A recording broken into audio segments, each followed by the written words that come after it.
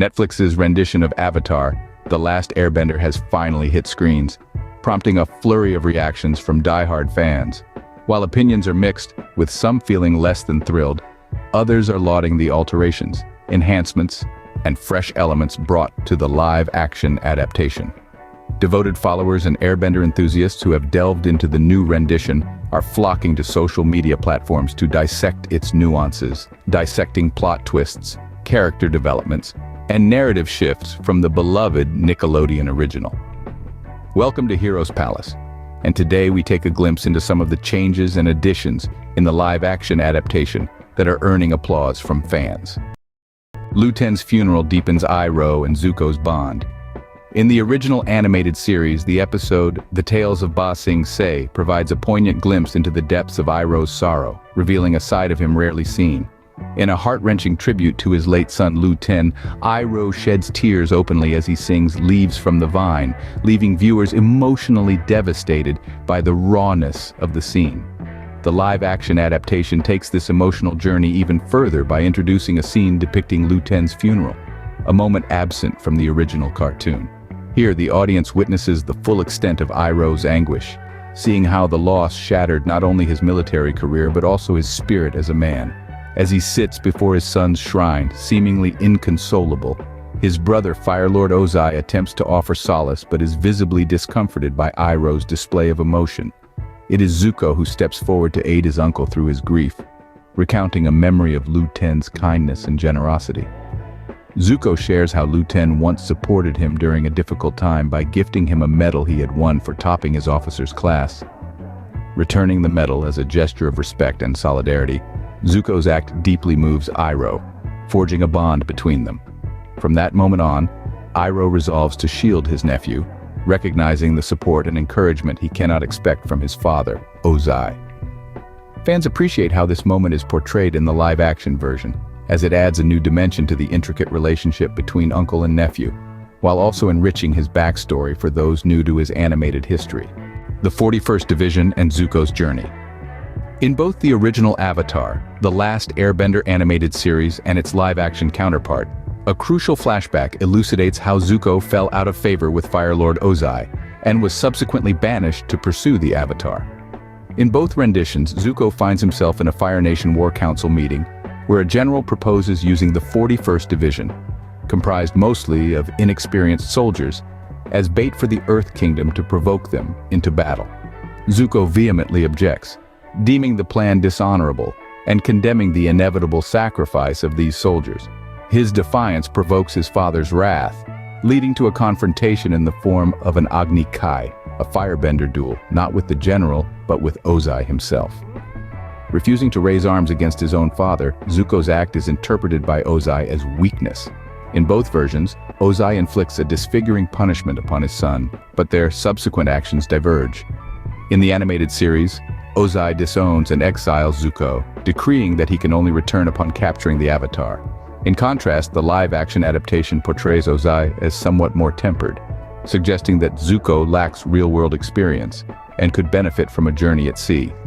While exiling him with the directive to capture the Avatar, Ozai also assigns the 41st Division to accompany him as a reminder of his failures. In the animated series, Iroh recounts this tale to a random assembly, whereas in the live-action version, he narrates directly to the 41st Division. Upon realizing Zuko's sacrifices and recognizing his past mistreatment of their captain, the soldiers are filled with remorse and bow in reverence, acknowledging Zuko's valor and understanding the bitterness that had once consumed him.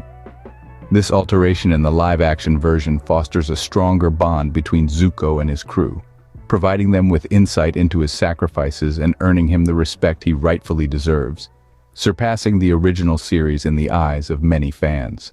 Hey, you there! If you enjoy this content, please subscribe to the channel and comment what you think so far. Okay, next up, casting excellence.